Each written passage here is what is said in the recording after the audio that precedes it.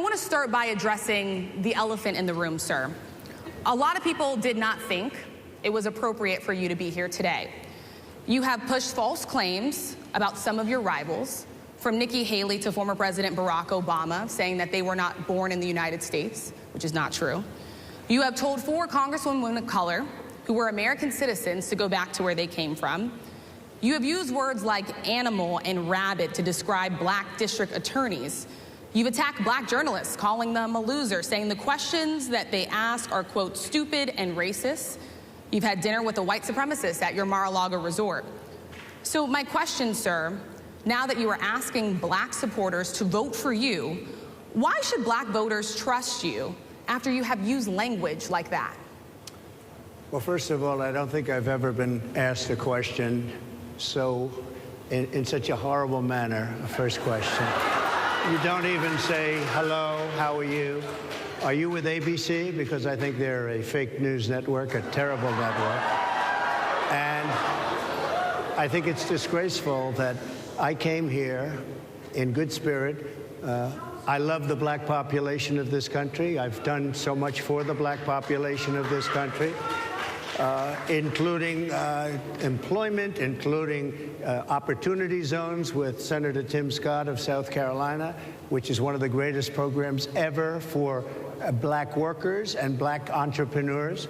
I've done so much, and, you know, and I say this, historically, black colleges and universities were out of money. They were stone cold broke, and I saved them, and I gave them long-term financing, and nobody else was doing it.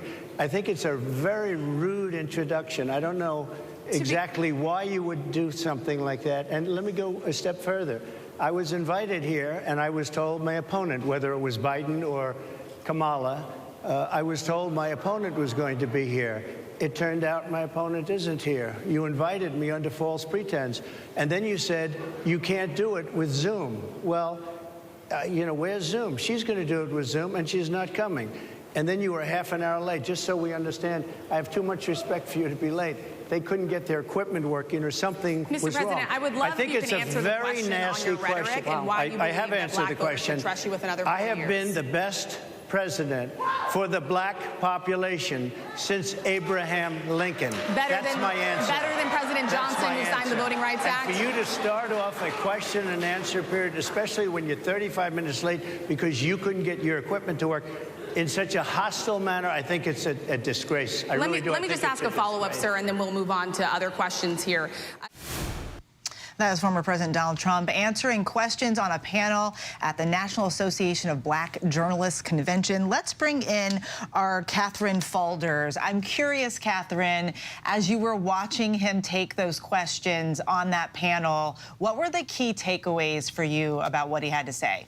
Yeah, I thought that was just absolutely an incredible questioning on that panel, and frankly, especially by Rachel Scott, who pressed the former president on multiple issues that he admitted he was uncomfortable answering, and he did go after her and attack her in various different ways. But he was pressed on his past rhetoric and what he has said about whether it's black journalists, whether it's the black population, whether it's black elected members of Congress or elected officials across the country. And right out of the gate, he just began attacking journalists and those in the room while refusing to really engage on those previous inflammatory comments that he's made. I do think it was a striking setting for the former president to be in, and frankly, he hasn't faced that type of questioning in quite some time in a setting like that. So pretty remarkable to see that sort of event. I guess it was almost an hour long. But again, asked a number of questions on his